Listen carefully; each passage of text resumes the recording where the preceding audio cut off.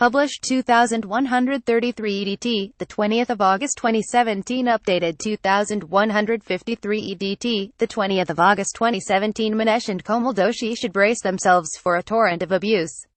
In fact, it has already started. And why are this North London couple being subjected to such bilious criticism? What crime did they commit? Only this, that their 12-year-old son, Rahul, has just won Channel 4's Child Genius competition, and they have therefore been given the unsought-after unofficial title of Britain's pushiest parents. Never mind that the phenomenal Rahul wanted to enter and was thrilled to win.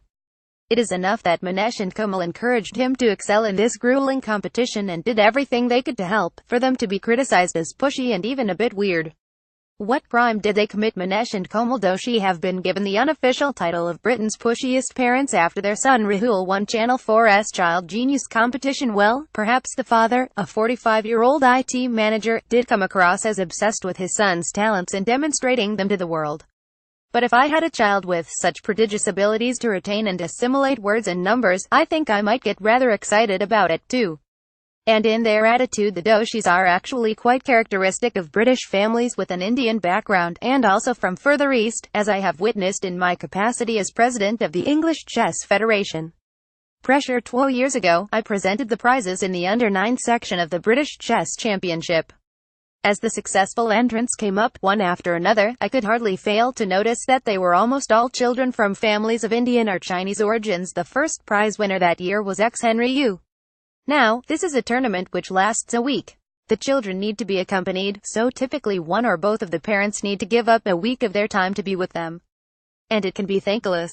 Because we are concerned that the children might be disturbed or distracted if their parents are standing right over them, and to be frank, because we don't want to risk accusations of illicit assistance, we don't allow relatives to be anywhere near their sons or daughters during the many long hours of play. But this gave me the opportunity to speak to some of these parents. I noticed that typically it was the mothers who would be sitting in an adjoining room patiently while their offspring were beating their brains out over the chessboard. They did not by any means all have jobs, and were dedicated full-time to the care of their children. Controversial author Amy Kua criticized Western parents for what she saw as their unwillingness to get behind their children and push. In her book Battle Hymn of the Tiger Mother, nor were they obsessed with chess themselves. More often than not, they had no idea whatsoever about the game and found it entirely baffling. What they did know was that their child had an aptitude and enthusiasm for this intellectually most demanding pursuit, and they would do whatever they could to help them make the most of that. I would not call those mothers pushy. I would call them wonderful. Another phrase that has been coined to describe such parents is tiger mothers. A few years ago, a Chinese-American professor at Yale University, Amy Kua, published a controversial book entitled Battle Hymn of the Tiger Mother. In it, Kua criticized Western parents for what she saw as their unwillingness to get behind their children and push based on a fear that to do so would be too harsh and prescriptive. But as she wrote, Western parents worry a lot about their children's self-esteem. But as a parent, one of the worst things you can do for your child's self-esteem is to let them give up. For their part, many Chinese secretly believe that they care more about their children and are willing to sacrifice much more for them than Westerners, who seem perfectly content to let their children turn out badly. This, as you can imagine, did not go down well in the US, and it was deliberately provocative. Kua received not just abuse, but death threats. She was indeed pushing her finger into a very sensitive spot. Could it be that much of the laissez-faire parenting of the modern West uses the idea of enlightened liberalness to justify what is actually a form of parental laziness, or even selfishness? After all, it takes no effort for parents not to make their children practice the violin. Kua would spend many hours with her daughters in this way, rather than indulge in her own pursuits. Stigmatized. The point is that aspiration without hard work is just empty talk. As one sports coach wrote, it is so easy to dream and aspire for goals. We can all do that. It is so easy to encourage and tell people how great they will be one day. We can all do that. What is not easy to drive people on when they want to give up. To point out the truth when the truth is painful to reveal. So please don't get hung up about the phrase pushy parent. Judy Murray, the tennis coach who helped both her sons to become champions in the sport, is the best-known British mother to have endured abuse for doing her utmost for her children. This summer she told an interviewer how she felt she was being stigmatized as a nightmare mother and had become deeply upset about this characterization. Judy Murray, the tennis coach who helped both her sons to become champions in the sport, is the best-known British mother to have endured abuse for doing her utmost for her children. It is certainly true that children's lives can be damaged by parents who force them into pursuits for which they have no aptitude. And most of all when a parent who has not had the success he or she wanted, uses a child purely as means to experience such a triumph vicariously.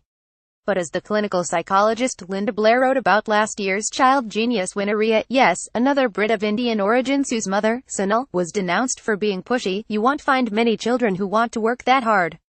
Our culture is about instant gratification, so it's hard for parents not to feel pushy if they ask a child to stick with something. You may have to be unpopular, both with your kids and other parents, if you detect a talent and a passion. This national aversion to so-called pushy parents has been manifested over decades in our education system. The so-called pushy ones are generally unpopular, even though the effect of their complaints about inadequate standards is to raise the quality of the education provided for all children at any given school, not just their own.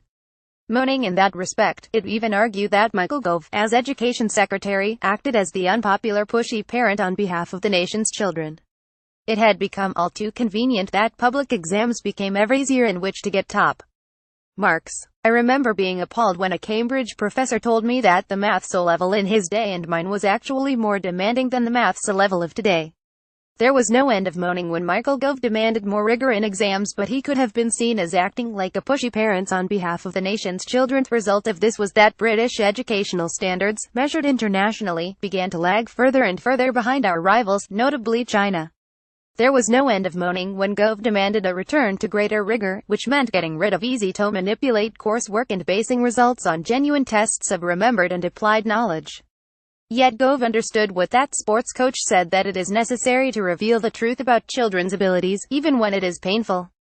For far too long, our educational establishment actively discouraged competitiveness, the so-called all-must-have-prizes philosophy. I imagine teachers of that persuasion will have hated child genius, in which there is just one winner and none of the less successful competitors gets a bauble to put on their mantelpiece. And yet that is completely to miss the point of such a fierce winner-takes-all competition. Those who came off second best will doubtless have been upset. I see this with talented young chess players, who often burst into tears when they lose.